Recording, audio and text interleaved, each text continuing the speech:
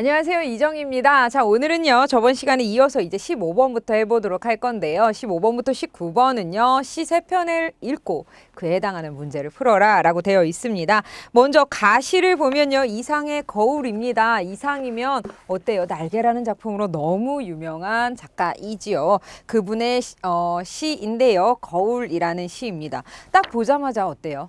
띄어쓰기가 전혀 없다라는 게 느껴지시죠? 그래서 띄어쓰기가 없다라는 것은 이제 우리가 지금으로서 말하자면 문법이라던가 이런 것이 파괴되어 있다. 그러면 이상은 왜 이렇게 썼을까? 이걸 우리는 자동기술법이라고 하거든요. 지금 와서 이제 이런 말이 생기긴 했지만 아무래도 인간의 내면 심리를 좀 이렇게 여과 없이 표현하기 위해서 이렇게 쓰지 않았을까라고 생각이 됩니다. 자, 가작품은요, 거울이라는 작품이고요. 거울을 보고 있는 나와 그다음에 거울 속에 비춰진 나의 대립에 대한 내용입니다. 그래서 거울 속의 나는요, 내면적 자이고요. 그다음에 거울 밖에 있는 나는요, 현실적 자입니다. 이것이 거울로서 만나기도 하고 또 단절되기도 하는 그러한 모습을 보여주고 있습니다. 현대사회를 살아가는 사람들의 불안감을 느끼기 위해서, 그다음에 불안감을 표현하기 위해서 이렇게 썼다라고 우리는 알고 있으면 될 것 같네요.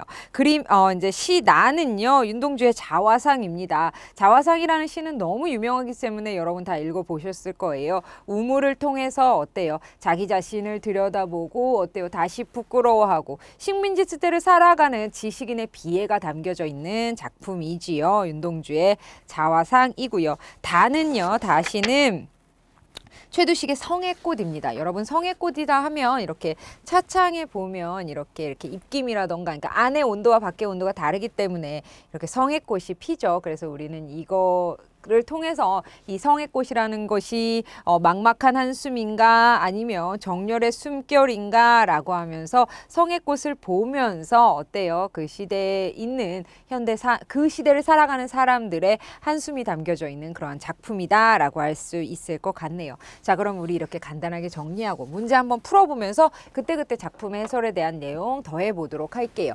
가에서 다에 대한 설명으로 적절하지 않은 거. 가는요, 시의 표현 기법과 상식적 질서를 거부하는 방식 취하고 있고요. 이를 통해서 자의식의 세계 표출하고 있습니다. 띄어쓰기 전혀 지키지 않았다라고 말씀드렸죠. 나는 병렬적 표현을 사용하여 화자의 현실적 상황과 대비되는 세계 표현하고 있나요? 네, 맞습니다. 이렇게 나시를 보면요, 두 줄로 이렇게 쭉 연결되어 있는 거 알 수 있죠. 그리고 상황과 아닌 상황, 상황과 아닌 상황 이렇게 부분해서 이렇게 병렬적으로 표현하면서 현실적 상황과 대비되는 세계 보여주고 있고요. 그 다음에 3번입니다. 은유적 표현을 사용하고 은유적 표현을 활용해서 시적 대상의 아름다움 감각적으로 표현하고 있습니다. 시적 대상 무엇이요? 성애꽃을 이렇게 표현하고 있고요. 가와 나는 현실적 자아와 이상적 자아의 대립, 갈등을 직접적으로 표현하는 것이 아니라 가와 나는요, 현실적 자아와 이상적 자아의 대립과 혹은 만남 이러한 것들을 어떻게 표현하고 있나요? 가는 거울로 나는 우물을 통해서 어때요? 형상화시키고 있는 거죠. 직접적으로 표현하고 있지는 않습니다. 그 다음 나와 다는요, 시적 대상에 대한 연민의 정서 드러내고 있습니다. 확인할 수 있네요. 자, 그래서 적절하지 않은 것은 4번 하나 찾아주시면 되겠습니다. 그 다음이요. 자, 가의 나에 대한 이해로 적절하지 않은 거. 가에서의 나는 거울을 보고 있는 나를 의미합니다. 거울 속에 세상이 있지만 아무 소리도 들리지 않는다라고 했습니다. 어디에 나와 있나요? 1년에 보면 소리가 없소 라는 부분에서 우리 확인할 수 있고요. 거울 속에 자신과 악수를 시도합니다. 거울 속에 자신은 악수를 받을 수 없다라고 여기나요? 네, 맞습니다. 이 부분 어디에서 확인할 수 있나요? 3년에서 확인할 수 있습니다. 그래서 악수 받을 수 없는 이라는 표현이 있지요. 3번 볼게요. 거울 속에 자신에게 대화를 시도하지만 거울 속에 자신은 귀가 있으면서도 듣질 못한다고 생각합니다. 어디에서 확인할 수 있나요? 이연의 구절에서 확인할 수 있고요.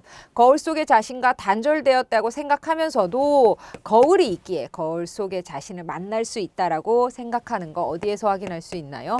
4연에서 확인할 수 있습니다. 거울을 안 쳐다볼 때도 거울 속에 자신의 모습이 있다고 생각은 합니다. 그렇죠. 이 부분은 확인할 수 있습니다. 거울 속의 자신과 늘 함께 행동하고 있다고 판단하나요? 이 부분은 아닌 거죠. 자신과 함께 한다라는 부분은 아닙니다. 그래서 적절하지 않은 것은 5번 찾아주시면 되겠습니다. 그 다음 17번이요. 자, A에서 E를 이해한 것으로 가장 적절한 것이라고 되어 있습니다. 자화상에 대한 내용이네요. A는요. 화자는 우물 속의 평화로운 풍경을 바라보면서 맞습니다.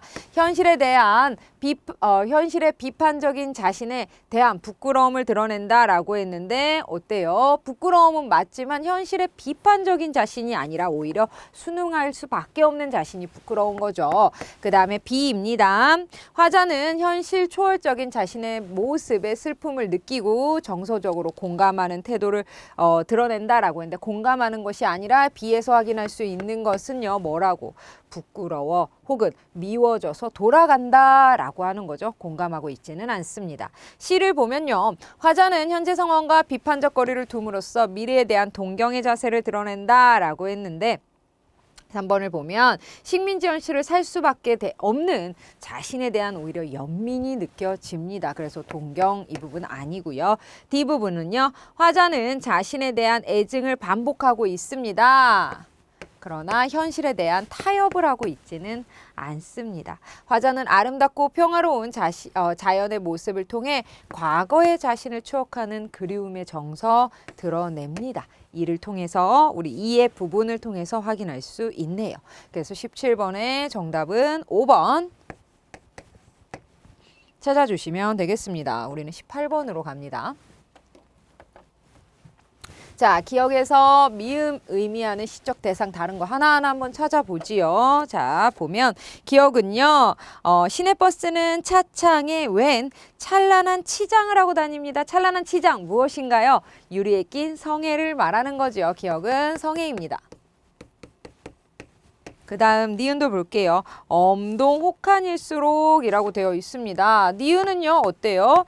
계절감을 이야기하는 거죠. 그래서 오히려 이 시에서는 고통스러운 시대 상황이라고 생각하시면 될 것 같아요.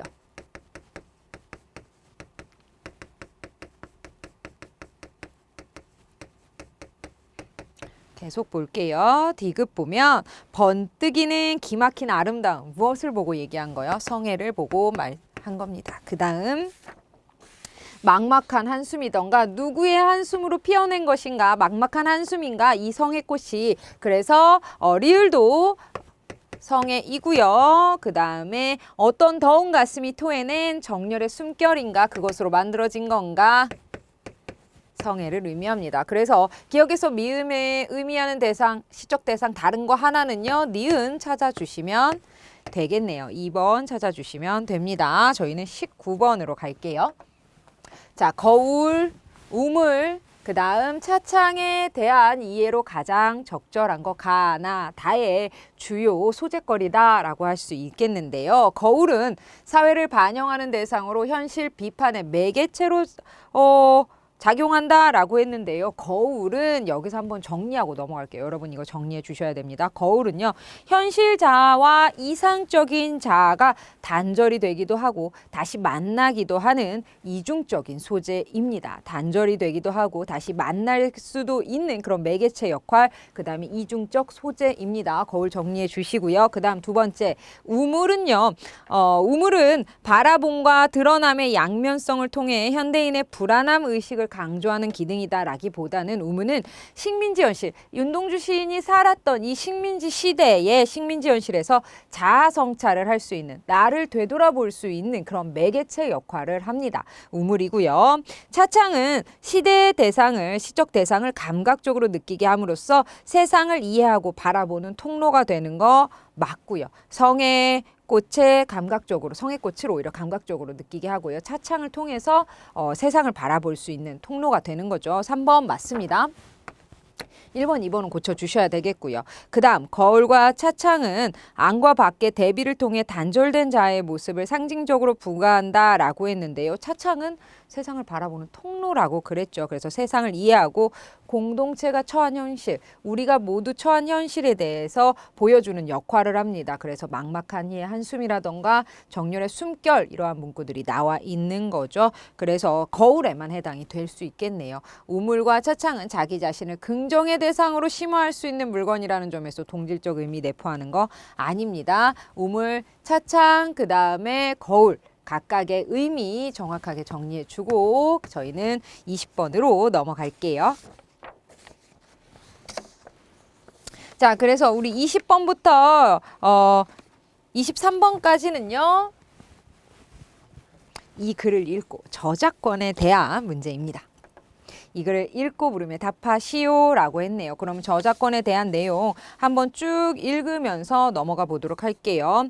저작권은 표현에 영향을 미치고 표현의 바탕이 되는 아이디어에는 미치지 않습니다. 아하, 저작권이라는 것은 저는 필기를 하지만 여러분들은 글에 표시를 하면 되겠죠. 표현에는 영향을 미치지만 아이디어에는 영향을 미치지 않는다라고 할 수 있겠네요. 이렇게 정리할 수 있겠네요. 저작물의 보호 요건인 창작성의 판단 역시 표현에만 적용된다. 비록 아이디어가 진부하다 할지라도 어떤 것을 모방하지 않는 독자적인 성격을 띈다면 문제될 것이 없다. 이러한 기준은 아이디어 표현의 이분법이라 한다라고 하면서 내용을 설명해 주고 있고요. 정리하고 넘어가네요. 저작권법에서 이렇게 표현과 아이디어를 구별하여 표현만 보호하는 이유는 이 부분입니다. 어떤 아이디어를 특정 사회의 구성원의 소유로 하는 것이 문화와 사회의 발전에 바람직하지 않기 때문이다. 아이디어는 제한 없이 공유되고 소통되어야 된다. 누군가가 먼저 착안했다라는 이유만으로 그에게 아이디어를 독점할 수 있는 권리를 부여하면 자칫 헌법적 권리인 사상과 표현의 자유가 제약되고 민주주의의 토대가 되는 자유로운 토론이 어때요? 제약되는 결과로 이어질 수 있다. 여기에 아이디어 표현의 이분법에 의의가 있다. 아이디어 표현의 의의 부분 확인할 수 있네요. 기술과 산업 분야에서 착상이 특허법 등 다른 법률에 의해 보호되는 것과 대비되는 대목입니다. 그래서 아이디어 표현의 이분법, 아이디어는 보호되지 않는다라고 했는데 기술 산업 분야에서 착상은 보호되는구나 라는 거 이 구절을 통해서 우리 알 수 있겠네요. 계속 볼게요. 하지만 실제 저작물의 아이디어와 표현을 분리하는 것은 그리 쉽지 않다. 소설을 예로 들자면 예로 들고 있습니다. 예를 들자면 개별적 사건에 관한 서술은 표현에 가깝지만 그 사건을 구상하는 등장인물의 성격이나 작품 위의 전체적인 줄거리 등은 표현과 아이디어의 성격을 모두 지닙니다. 즉 그것이 얼마나 구체적인가에 따라 표현에 가까워졌다가 다시 아이디어에 가까워지고는 한다.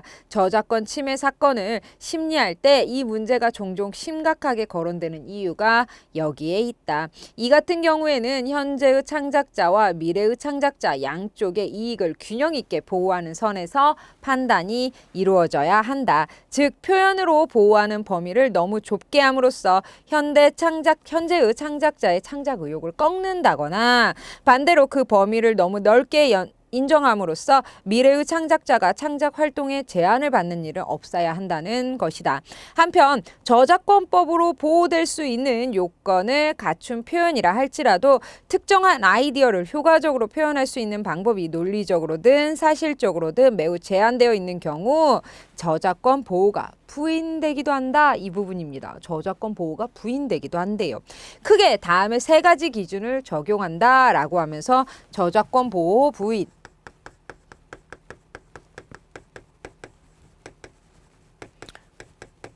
이때는요, 세 가지 기준에 따라 한다라고 되어 있습니다. 어떤 기준을 적용하느냐 판단하느냐는 사안에 따라 다르다. 먼저 합체의 원칙이다. 다음으로 사실상의 표준이다. 세 번째 필수 장면이다 라고 세 가지 이야기하고 있네요. 먼저 합체의 원칙부터 보지요. 특정 아이디어를 표현하는 방법이 당초 지극히 제한되어 있어 오직 그 방법을 통하지 않고서는 달리 효과적으로 표현할 수 없는 경우에는 해당 표현에 대한 저작권 보호가 부인된다.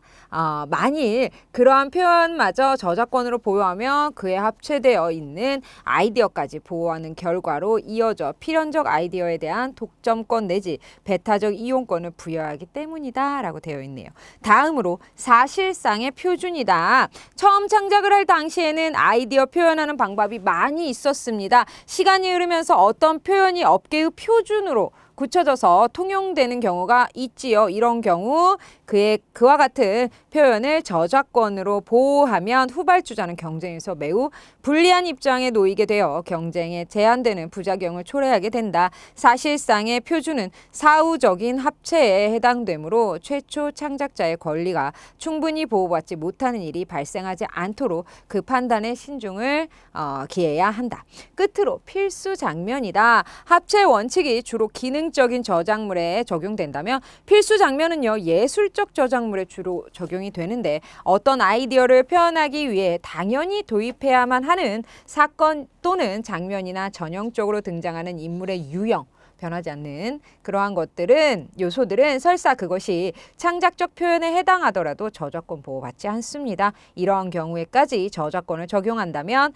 장래의 다른 창작자가 창작을 할 수 있는 기회를 박탈함으로써 문화의 향상 및 발전을 추구하는 저작권법의 목적을 오히려 저해할 수 있기 때문이다 라고 하면서 이 글은 지금 저작권법에 대해서 어떻게 나뉘어야 되고 어디까지 보호받을 수 있고 어디는 보호받을 수 없는지 그리고 보호받을 수 없는 예외 사항은 또 무엇이고 그 기준은 무엇인지에 대해서 이야기하고 있습니다.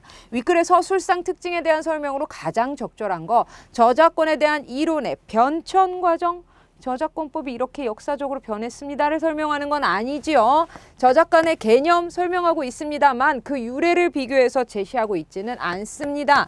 저작권에 대한 상반대 견해, 서로 다른 의견 아니죠. 저작권에 대한 심화 내용을 구체적으로 설명하고 있나요? 네, 맞습니다. 저작권법이 어떻게 되어 있고 어떤 상황에서 어떻게 부인되는 경우에 대해서 설명하고 있고 그 기준까지 설명하고 있지요. 저작권에 대해서 쟁점이 된 사건을 유형별로 검토하고 있지는 않습니다. 정답은 4번 찾아주시면 되겠습니다. 저작권과 아이디어, 저작권이 미치는 범위, 저작권 보호 부인되는 범위에 대해서 계속 이야기하고 있지요. 그래서 20번까지 봤고요. 그 다음 21번으로 갑니다. 자, 윗글을 읽고 추론한 내용으로 적절하지 않은 것 보지요. 아이디어와 착상은 법적으로 서로 다른가요? 우리 알 수 있을 것 같아요. 아이디어는 아까 보호되지 않지만 산업 쪽에서 보면 착상은 다르다라고 했죠. 그러니까 보호를 받는다라는 거 우리 확인할 수 있고 추론할 수 있습니다. 저작권도 보호받을 수 있는 표현이 보호받지 못하는 경우도 있다라고 했습니다. 저작권으로 보호받을 수 있는 표현이 보호받지 못하는 경우도 있고요. 아이디어와 표현을 구별하는 것은 판단하는 이에 따라 다를 수 있습니다. 최초 창작자의 이익 보호는 특허법의 소관사항이어서 저작권과는 무관하다가 아니라 최초 창작자의 이익 보호에 대한 특허법에 대한 내용이 나와 있지 않죠. 이런 내용 언급 자체가 없었습니다. 그래서 무관한지 아닌지 또한 우리 알아볼 수 없습니다. 사상과 표현의 자유는 저작권의 보호 범위를 판단할 때 중요한 고려 대상이 되나요? 네, 맞습니다. 우리 어디에서 확인할 수 있냐면 1문단에서 첫 번째에서 확인할 수 있었죠. 헌법적 권리인 사상과 표현의 자유가 제약되고 민주주의 토대가 되는 자유로운 토론이 제약되는 결과로 이어질 수 있다. 그렇기 때문에 중요한 고려 대상이 된다라는 거 확인할 수 있겠네요. 적절하지 않은 것은 4번 하나만 찾아주시면 되겠습니다. 그 다음 22번. 자, 윗글을 바탕으로 판단한 내용으로 적절하지 않은 거. 유명 작가의 그림을 베껴 그리면 저작권 침해지만 미대생의 습작을 베껴서 판매하면 저작권 침해가 되지 않는데 이는 가치가 인정된 표현에만 저작권이 적용이 되기 때문이다 라고 했는데 여러분들 이 글에서 보시면요. 유명하다 혹은 유명하지 않다의 기준에 대한 내용 없습니다. 그렇죠. 유명한가 저작권 침해에 대한 그 연관관계에 대한 내용이 없기 때문에 우리 이렇게 판단할 수 없습니다. 이 글을 읽고 요리책을 복사해서 판매하면 저작권 침해입니다. 하지만 책에 소개된 요리 방법을 따라하며 저작권 침해가 되지 않는데 이는 요리 방법이 아이디어에 해당하기 때문입니다. 가위바위보 승패 규칙을 설명하는 출판물을 제작할 때 그 설명 방식 다른 방법이 없죠. 이거는 방식이 어떻게 보면 굳어진 거라고 할 수 있죠. 기존 출판물과 것과 같더라도 저작권 침해가 되지 않는데 이는 무엇 때문입니까? 합체의 원칙 때문입니다. 그렇죠. 그 방법만 가능합니다. 어떻게 보면 이렇게 가위바위보에 다른 방법이 없죠. 그렇죠. 그렇기 때문에 그 방법을 설명하는데 이렇게 방법밖에 할 수 없습니다. 그래서 합체의 원칙에 적용이 됩니다. 그 다음 4번 볼게요. 시판되고 있는 것과 동일한 배열로 컴퓨터 자판을 제작하여 판매하더라도 저작권 침해가 되지 않습니다. 그 이유는 무엇이냐면 사실상의 표준이 적용됐기 때문입니다. 그렇죠. 업계의 표준이 된 거죠. 내 맘대로 바꾸면 오히려 혼란을 가중시킬 수 있겠죠. 황량한 들판에서 이루어지는 두 총잡이의 결투 장면을 새로 제작하는 서부 영화에 삽입하더라도 저작권의 침해가 되지 않는데 이는 예술적 부분에 해당이 되는 필수 장면에 적용되기 때문입니다. 그래서 다 맞고요. 아닌 것은 유명세에 대한 거 1번만 찾아주시면 되겠습니다. 그 다음 23번으로 갑니다. 기억에서 미음 중 문맥적 의미가 다른 하나 묻고 있습니다. 자, 하나하나 보면 자, 기억 볼게요. 어떤, 그 다음에 니은도 어떤, 그 다음에 디귿, 리을, 미음도 다 어떤이네요. 자, 그러면 문맥적 의미가 다른 거 보면요. 나머지 이 기억 같은 경우는 어떤 의미냐면 관련되는 대상이 특별히 제한되지 아니할 때 쓰는 말입니다. 그러니까 그 다수 중에 하나, 어떤이라는 의미입니다. 그리고 기억, 니은 보면 그 표현이 어떤 것을 모방하지 않는 독자적. 어떤 것, 다수 중에 하나. 그 다음에 두 번째 니은 볼게요. 저작권법에서 이렇게 표현과 아이디어를 구별하여 표현만 보호하는 이유는 어떤 아이디어, 그렇죠. 특정되지 않은 관련되는 대상이 특별히 제한되지 않은 아니할 때 쓰는 말. 그 어떤에 해당이 됩니다. 어떤 아이디어니까요. 그 다음 디귿도 볼게요. 디귿 보면 크게 다음에 세 가지 기준을 적용하는데 이들 중 어떤 기준을 적용하여 판단하느냐라는 거에 어떤은 기준이 조금 정해져 있죠. 그렇죠. 세 가지라는 그 안에서의 이죠. 그래서 기억과 니은과는 좀 폭이 다르다라는 거 우리 확인할 수 있습니다. 그래서 디귿은 주어진 여러 사물 중 대상으로 삼는 것이 무엇인지를 물을 때 쓰는 말입니다. 여기에서는 세 가지 기준 중에 어떤 것이니까 이 세 가지가 기준이 되어 있네요. 그래서 1번, 2번 기억 니은과 디귿은 결을 달리하고 있습니다. 그 다음 나머지도 볼게요. 리을 보면 사실상의 표준이다 라고 해서 그 밑에 보면 시간이 흐르면서 어떤 표현 방법이 업계의 표준으로 굳혀져 통용되는 경우가 있다. 이거는 지정되지 않은 좀 넓은 범위라는 거 알 수 있고요. 그 다음에 미음 볼게요. 끝으로 필수 장면이다 라고 해서요. 필수 장면은 예술적 저작물에 주로 적용되는데 어떤 아이디어를 표현하기 위해 여기에서도 어떤은 어때요? 기준 같은 것이 정해지지 않은 아직 그러한 방향이라는 거 알 수 있습니다. 그래서 기억, 니은, 리을, 미음은요. 모두 다 관련되는 대상이 특별히 제한되지 아니할 때 쓰는 말인데요. 디귿만 어때요? 기준이 제한이 되어 있습니다. 주어진 여러 사물 중 대상으로 삼는 것이 무엇일 때, 즉 주어진 거. 이 글 안에서는 세 가지 기준이 이에 해당이 되겠네요. 그래서 정답은 3번 찾아주시면 되겠습니다. 저희는 24번부터 28번까지도 해당하는 내용을 한번 보도록 할게요. 24번부터 28번은요. 여러분들 보시면 아시겠지만 임진록에 대한 내용입니다. 그래서 좀 내용이 많이 깁니다. 근데요, 이 내용을 보시면 여러분들 제가 좀 스킵해서 읽어볼게요. 앞부분 줄거리입니다. 왜군이 조선을 침범하여 의주로 피란을 간 상은 명나라의 원군을 청합니다. 이에 제독 이여송이 원군을 이끌고 조선에 들어오게 됩니다. 그러면서 첫 번째 부분 차설 제독이 의주의 사람을 보내어 상을 청하거늘 상이 즉시 의주를 떠나 경송에 이르러 이여송을 보사 공로를 치사하고 어때요? 설원 관대하실세라고 하면서 제독과 첫 번째 부분은 넘겨서 한번 정리해 보면 이 윗부분은요. 제독과 누구와의 일입니까? 제독은 말을 하고요. 그 다음에 상의 이야기입니다. 그렇죠. 도와줘서 고마워. 그래서 내가 너에게 준 것이 있어 라고 하면서 봤는데 좀 이상한 걸 먹으라고 했죠. 그래서 어때요? 너도 한번 먹어봐 하면서 산낙지를 들이민 거죠. 제독이 웃고 다른 말을 하더라 라고 되어 있습니다. 어때요? 대국 개총과 소국 낙지를 서로 비하며 어떠하뇨? 라고 오히려 맞받아치고 있죠. 이러한 이야기 하나 있고요. 그 다음에 중량이 되어 있고 그 다음에 A 부분으로 넘어가면 남원이 이미 함몰함에 전주로부터 망풍와해하니 이로 인하여 양헌호 북주하니라. 이때 적이 승승장구하여 가급 수령이 다 도망하되 오직 의병장 곽재우만이 화항산성에 올라 굳게 지키더니 라고 하면서 두 번째 이야기는 누구의 이야기냐면 의병장 다 도망갔는데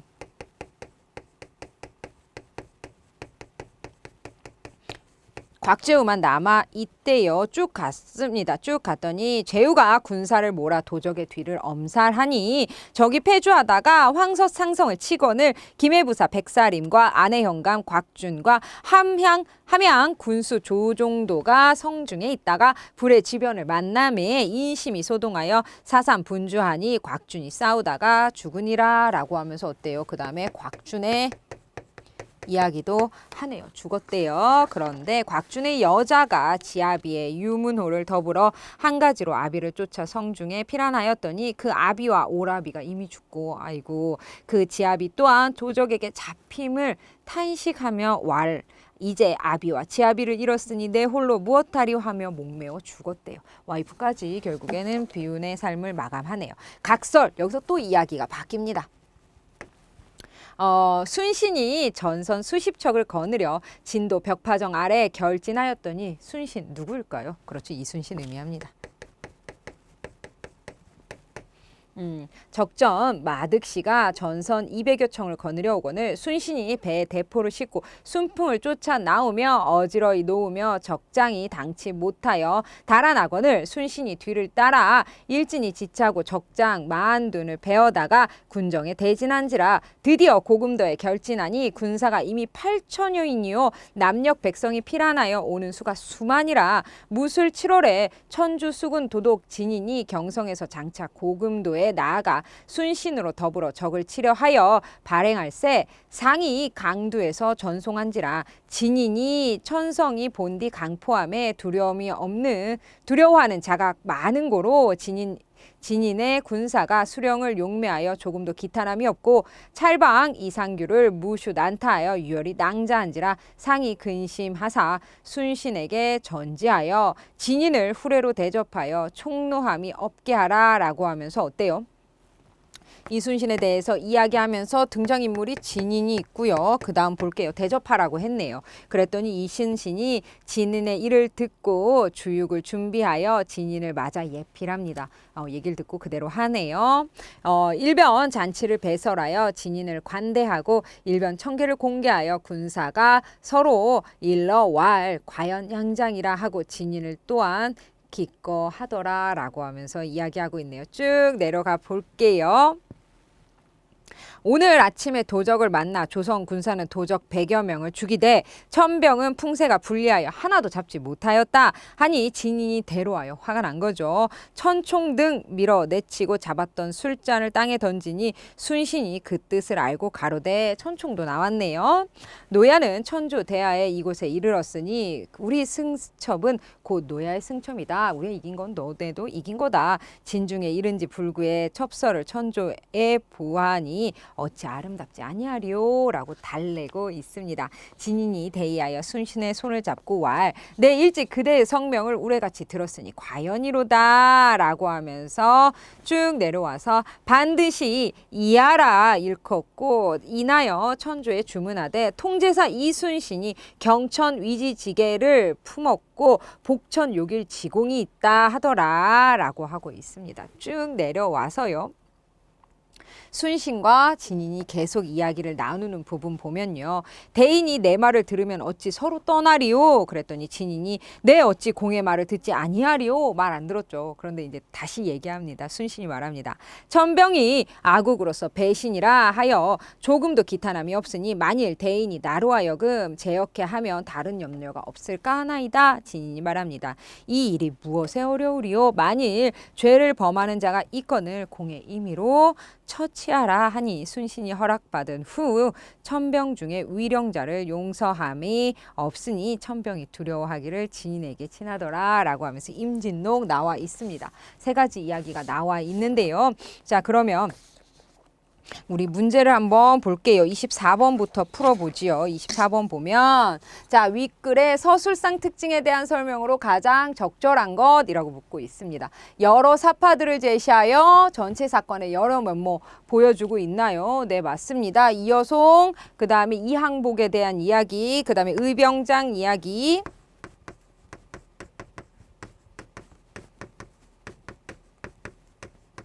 그 다음에 이순신, 그 다음에 진인의 이야기 나와 있지요. 우의적 수법 동원하여 현실의 문제를 비판적으로 형상화하고 있나요? 이러한 내용 확인할 수 없고요. 서술자의 개입을 통해 주관적 논평, 그 다음에 서술의 밀도 높이고 있나요? 이건 아니지요. 인물들이 성격이 변화하는 과정 추적한 게 아니라 한 사건에 대해서 여러 사파, 임진왜란 때 이야기하는 거죠. 이원적 세계를 설정하여 천상계, 지상계로 나누어서 이야기하고 있나요? 아니죠. 전쟁 시에 대한 이야기하고 있는 거죠. 가장 적절한 것은 1번 찾아주시면 되겠습니다.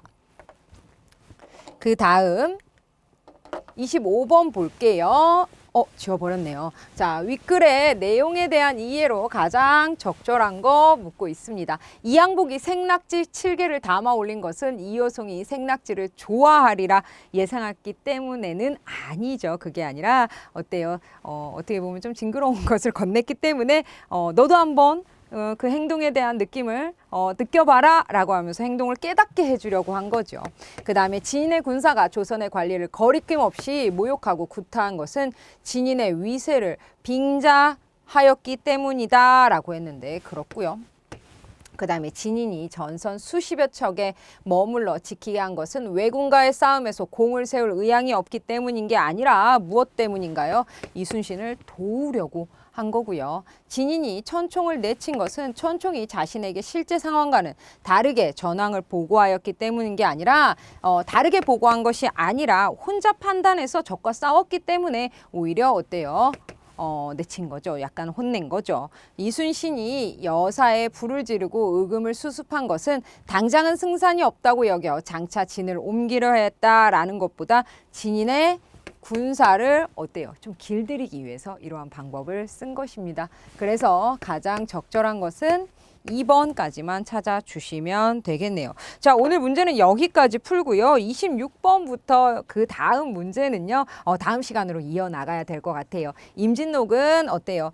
여러분들 아마 읽어보시면 좀 쉽게 읽어지는 게 전장에 대한 내용이거든요. 그래서 우리 시험지에 나온 부분은 그중에서 3가지 이야기를 가져와서 이야기하는 거고 근데 아마 잘 읽혀지지는 않을 거예요. 왜 그러냐면 우리가 지금 흔히 쓰는 말들이 아니라서 좀 내용에 나가는데 약간 문제가 있거든요. 그러니까 이 잠깐 시간에 한 번 더 임진록 읽고 그 다음에 저는 26번으로 다시 인사드리도록 하겠습니다. 고생 많이 하셨습니다.